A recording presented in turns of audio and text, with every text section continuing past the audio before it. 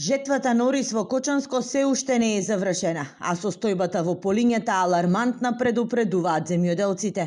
Поради обилните врнежи од дошно и касната сеидба, од 30 до 40% од оризните полиња останале неожнеани.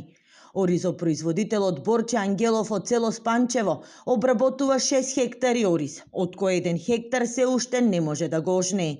Како што вели, штетите се огромни, а дел од родот е сериозно оштетен. Моментално околу 1 хектар има под вода. И колку ви се штетите од сето ова? Штетите, да не речем 100% оваа година. Со цената и со откупот и со времето, тоа е што да кажам.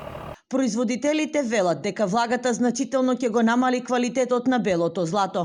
Дел од родот од овогодинешната реколта е оштетен, а приносите се намалени, што директно ги зголемува загубите кај оризарите. Некои гледат внеат, збират таму. Што ќе зберат таму и тоа ќе зберат, не е квалитетно. Нема, тоа е, природата се прави.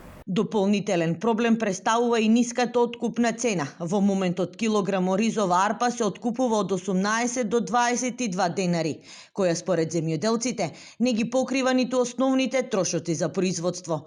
Бараат итна средба со министерот за земјоделство, како и изготвување на нова производна цена, која реално ќе ги одразува трошоците.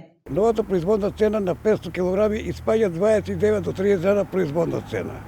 Со закон регулирано на производната цена државата е должна 25% да исплатена оризопроизводителите. Тоа ако не го направат, оризната као култура ќе исчезне и деца ќе избегат и од догодина нема со ориз никој да се бави. Лани во Кочанско под ориз беа посеани околу 400 хектари, а според оризопроизводителите, годинава за прв пат жетвата ќе се одвива до новогодишните празници.